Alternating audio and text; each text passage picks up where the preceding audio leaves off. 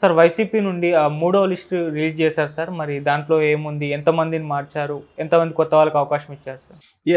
YCP Jagan ఇప్పుడు ఏందంటే బిగినింగ్‌లో ఉన్నంత గందరగోళం ఇప్పుడు తగ్గింది యాక్చువల్‌గా. ఎందుకంటే అందరికీ అర్థమైపోయింది. జగన్ ఎవడి మాట వినడు. మనం ఏం చెప్పినా లాభం లేదు.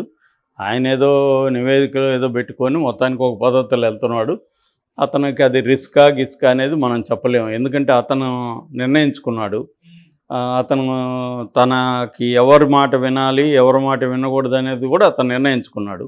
నిర్ణయించుకున్నాక దాన్ని బట్టి వెళ్తున్నప్పుడు ఇంక మనం భంగపడో, ఏడ్చో, తిట్టో ఏం లాభం లేదనేది అందరికి అర్థమైపోయింది.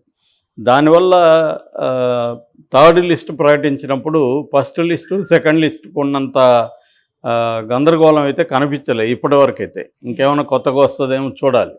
ఎందుకంటే ముఖ్యంగా ఫస్ట్ లిస్ట్ 11 మంది, సెకండ్ లిస్టు 27 మంది. ముఖ్యంగా సెకండ్ లిస్టులో ఎక్కువ మంది గొడవకు వచ్చారు, ఏడ్చారు, బాధపడ్డారు. నేను బీసీకి అన్యాయం అన్నారు, ఎస్సీకి అన్యాయం అన్నారు, ఇలాగంతా మాట్లాడారు.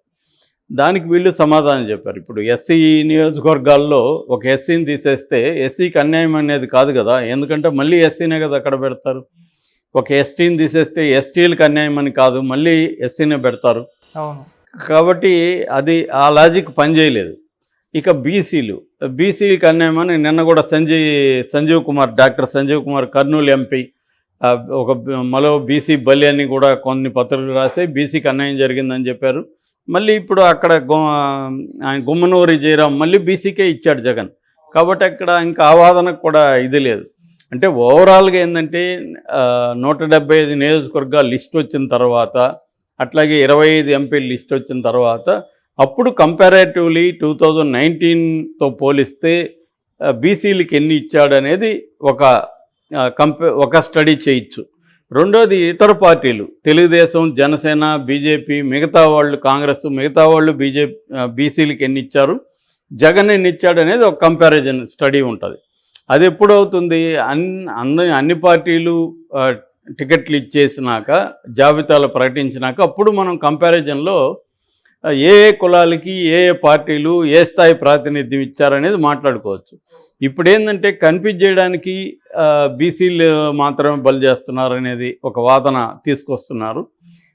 ఏమైనా ఈ లిస్టులో చూసుకున్నప్పుడు ఇప్పుడు 21 మంది ఇచ్చారు. ఫస్ట్లో ఏమో 11 + 27 38, ఇప్పుడు ఒక 21, మొత్తం ఇప్పటి వరకు 59 నియోజకవర్గాలకి ఇన్ఛార్జీలని ప్రకటించారు. అంటే ఎంపీలు, ఎమ్మెల్యేలు కలిపి. ఇప్పుడు ఈ లిస్టులో 21 మంది ఇచ్చారు. ఇందులో కొంత 6 మందికి ఎంపీ ఇచ్చారు. ఆ ఎంపీ లేదంటే శ్రీకాకుళం ఎంపీ పేరాడ తిలక్ ఇచ్చారు. విశాఖ బొత్స సత్యనారాయణ భార్య. తర్వాత విజయవాడ కేసునాన్న అని తెలిసిందే మనకి. కర్నూలు సంజీవ్ కుమార్ని తీసేసి గుమ్మనూరు జయరామన్ పెట్టారు. ఆయన ఎమ్మెల్యేగా ఉండి ఇప్పుడు ఎంపీగా పెట్టారు. తిరుపతి కోనేటి ఆదిమూలం సత్యవేడు ఎమ్మెల్యేగా ఉన్నారు, ఆయన తీసుకొచ్చి ఎంపీని చేశారు. ఇటు పలాస కారుమూరి సునీల్ యాదవ్ అని పెట్టారు. సో మనకి తిరుపతికి ఆయన పేరు గురుమూర్తిని తీసుకెళ్ళి సత్యవేడు నియోజకవర్గానికి ఇన్ఛార్జిని చేశారు. అంటే జగన్ ప్యాటర్న్ చూస్తుంటే ఎమ్మెల్యేలుగా ఉన్న వాళ్ళని ఎంపీలుగాను, ఎంపీలుగా ఉన్న వాళ్ళని ఎమ్మెల్యేలుగాను ఇస్తున్నాడు ఒకటి. రెండవ ప్యాటర్ను బీసీలకి కొంచెం పెద్దపీట వేయడం అనేది జరుగుతుంది. మూడో ప్యాటర్ను తెలుగుదేశంలో అప్పర్ కాస్ట్ కమ్మ కానీ రెడ్డి కానీ స్ట్రాంగ్గా ఉన్న చోట తను కూడా అప్పర్ కాస్ట్ కమ్మ కానీ రెడ్డి కానీ స్ట్రాంగ్ క్యాండిడేట్లను పెడుతున్నాడు. ఈ 3 రకాల ప్రయోగాలు మనకు కనబడుతుంది ఓవరాల్గా జగన్ తీసుకుంటున్న ఈ జాబితాలని చూసుకున్నప్పుడు. సో ఈ 6 మంది కాకుండా మిగతా 15 చోట్ల ఎమ్మెల్యేలను కూడా ఆయన మార్చారు. సో ఓవరాల్గా తను ఈ నిర్ణయాల వల్ల వ్యతిరేకత బిగినింగ్లో వచ్చింది. ఆ తర్వాత వాళ్ళకు కూడా ఆల్టర్నేటివ్ కనిపించట్లేదు. ఎందుకంటే తెలుగుదేశం ఇమ్మీడియట్గా చేర్చుకునే పరిస్థితి లేదు. రెండోది వైసీపీ కూడా కేవలం నీ ఇష్టం వచ్చినట్టు నువ్వు వెళ్ళిపో అని కాకుండా ఒక కమిటీని వేసి ఆ కమిటీ బుజ్జగిస్తుంది వాళ్ళని.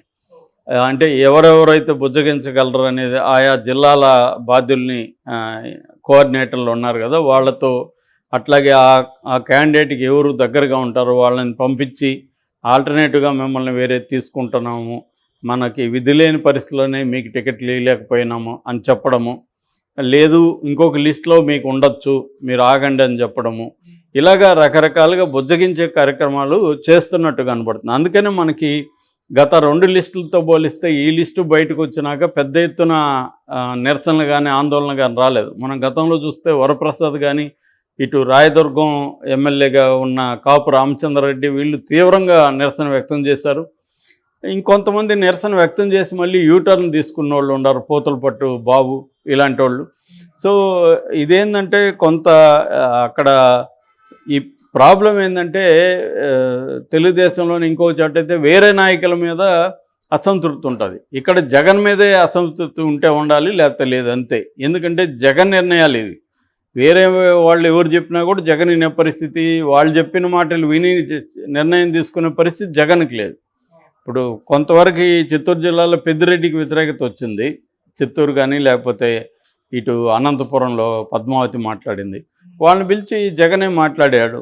సో దానివల్ల అక్కడ అసంతృప్తి తగ్గింది, వాళ్ళు మళ్ళీ లైన్లోకి వచ్చేసారు. సో ఇదేంటంటే వీళ్ళకి అర్థమైంది ఏంటంటే పెద్దిరెడ్డి చెప్తాను, మిథున్ రెడ్డి చెప్తాను, ఎస్వి సుబ్బారెడ్డి చెప్తాను, వీళ్ళు చెప్తే జగన్ మాట వినే పరిస్థితిలో లేడు.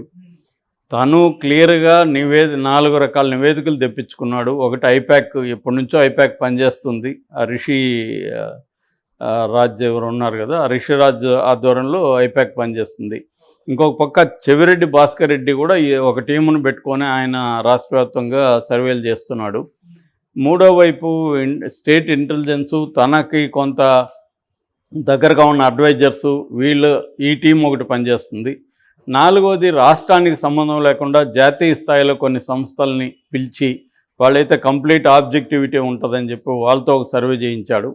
సో ఈ 4 రకాల సర్వేలు పెట్టుకొని జగన్ ఏంటంటే తన సొంత నిర్ణయాలు వీటిని పెట్టుకొని తను అనలైజ్ చేసుకొని ఒక టీమును అక్కడ ఎట్లాగో ఐపాక్ టీము, ఇటు చెవిరెడ్డి భాస్కర్ టీము వీళ్ళు ఉన్నారు కాబట్టి వాళ్ళతో సిట్టింగ్స్ వేసి ప్రతిసారి అనేక యాంగిల్ నుంచి అనలైజ్ చేసి, ఒకటి సామాజిక వర్గాలు, 2